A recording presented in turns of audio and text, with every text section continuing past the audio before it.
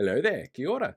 Have you been wondering why somebody like David Seymour wouldn't decry comments like this at the moment when he's really trying hard to push his treaty principles bill? Well, it turns out that what he's doing is trying to move the Overton window. You see, the Overton window is an explanation of how a topic goes from being considered unthinkable by the public to being accepted and then having policy created around it. Generally, it takes time for a talking point to go from something unthinkable to something that's accepted for policy. And usually, as time goes by, each step on the way gets closer and closer as dialogue grows and the public becomes more aware of what's going on. And politicians themselves, they don't usually force the window to move, they tend to react to it being moved. But that means for some politicians, like David Seymour wanting to push his treaty principles bill, well, it's in his best interest not to discourage the sort of people who make claims like this because it helps them normalize a change that they want to make.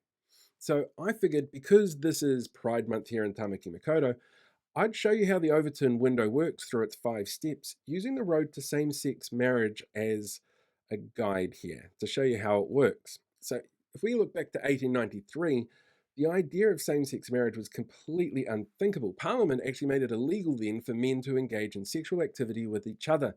Punishment ranged from life imprisonment through to hard labour through to public floggings. And that law was in place until at least 1963. In 1959, the Attorney General actually tried to reduce the criminal sanctions of some activities. And in 1961, the Crimes Act removed life imprisonment but kept the other punishments. Then amendments were offered in 1974, 1979, and 1980 that all failed. This is what we call the radical period, because while for a large number of people the idea of change is completely unthinkable, those that were out there discussing it were considered radical by those that weren't. In 1985, Fran Wilde introduced the Homosexual Law Reform Bill, which would decriminalise sexual offences between men, set a standard legal age of consent for all adults, and make it illegal to discriminate based on someone's sexuality. This is what we consider the acceptable period, because it was when people were willing to have open discussions about this particular issue.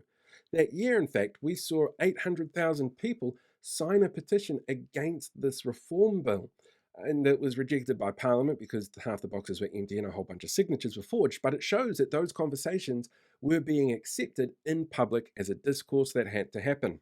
In 1986, the bill passed, but without the anti discrimination clauses.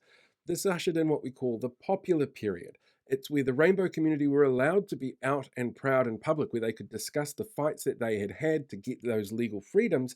And it's where we see things like the creation of the Hero Parade in Auckland. In 1993, those changes against discrimination were brought into the Human Rights Act.